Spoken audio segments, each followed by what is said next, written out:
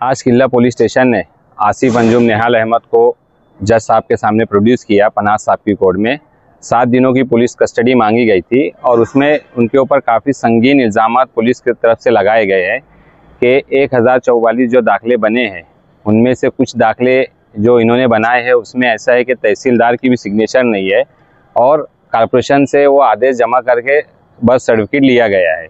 और उनकी तरफ से ये भी कहा गया है कि कई एजेंट, कई सरकारी कर्मचारी और कई वकीलों के ताल्लुकात जो है ये आरोपी नंबर 15 आसिफ अंजुम से है। तो इसके लिए हमको 7 दिनों की पुलिस कस्टडी चाहिए। उसके जवाब में हमने कोर्ट को बताया है कि जब से ये 10 जून 2025 से ये FIR रजिस्टर हुई है, कुल मिलाकर 6 से 7 आरोपी को अरेस्ट किया गया है। और हमेशा पुलिस की तरफ से कहा जाता है कि ये बोगस डॉक्यूमेंट कहाँ बने, किसने बनाया, हमको उसकी इन्वेस्टिगेशन करना है। लेकिन अभी तक पुलिस किसी भी नतीजे पर नहीं पहुंची है। हमने कोर्ट को ये बताया कि अगर किसी आदेश पर सिग्नेचर नहीं है और उसके ऊपर कॉर्पोरेशन ने बर्थ सर्टिफिकेट इशू की है तो ये जिम्मेदारी जो है कॉर्पोरेशन के हेल्थ ऑफिसर की है, कॉर्पोरेशन में काम करने वाले लोगों की है।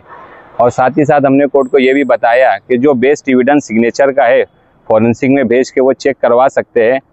धारणकर जो ऑलरेडी पुलिस की कस्टडी में है, लेकिन पुलिस उस रास्ते में इन्वेस्टिगेशन ना करते हुए सिर्फ मैटर को आगे बढ़ाकर और इसमें आरोपी को एक के बाद एक अरेस्ट कर मैटर को सीरियस बताने की कोशिश की जा रही है कि ये जो मामला है काफ़ी संगीन है, पैसों का तालमेल हुआ है, नेशनल सिक्योरिटी का हवाला दिया जाता है। कोर्ट ने जो है दोनों पक्ष के आर्गूमेंट सुनने के बाद 3 दिनों की पुलिस कस्टडी में भेजने का हुक्म दिया है। अब दोबारा जो है 25 तारीख को आसिफ अंजुम को कोर्ट में हाजिर किया जाएगा। जन्म दाखिला मामले में जो बाकी के लोग जो गिरफ्तार है कई महीनों से, तो उनकी जमानत को लेकर क्या मामला है, क्या आज CR नंबर 40 में पालदेवार साहब की कोर्ट में जो है स्पेशल पब्लिक प्रोसिक्यूटर ने आरोपी नंबर 1 से 3 का आर्गूमेंट मुकम्मल किया है। लेकिन एक हफ्ते के लिए उनके कुछ घर के फैमिली के कुछ प्रोग्राम है, इसके लिए वो छुट्टी पर जा रहे हैं। तो उन्होंने कोर्ट से रिक्वेस्ट की थी कि 1 तारीख को मैटर रखा जाए। लेकिन कोर्ट ने अभी जो है 24 तारीख के दिन जो है तारीख दी है, उसमें आरोपी नंबर 1 सैयद साजिद है और जो दोनों औरतें हैं उनके वकील यानी हम लोग जो है रिप्लाई देंगे। जो आर्गूमेंट शिशिर हिरे साहब ने किया उसका रिप्लाई देने के लिए अभी 24 तारीख दी है।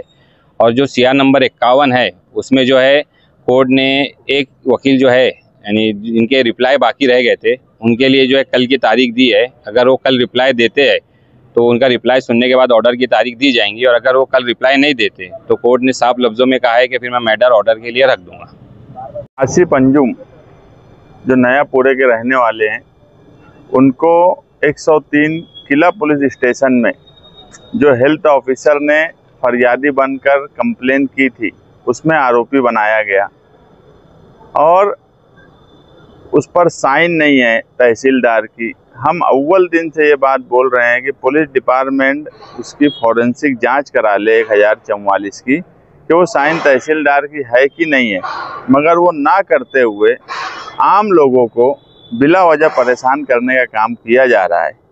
मुफ्ती आसिफ अंजुम कोई हमारे साथ रहने वाले आदमी नहीं थे, लेकिन वो मौजूदा MLA की ऑफिस में काम करते, उनके करीबी साथी है।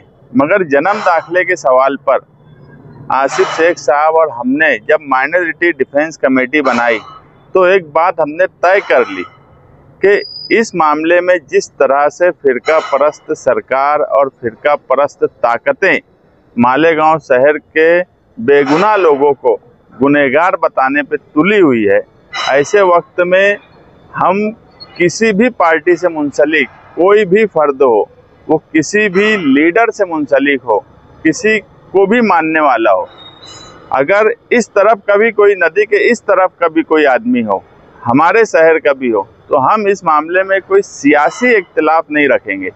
माइनॉरिटी डिफेंस कमेटी उसके लिए केस भी लड़ेंगी, उसकी जिस तरह से मदद हो सके वो मदद भी करेंगी।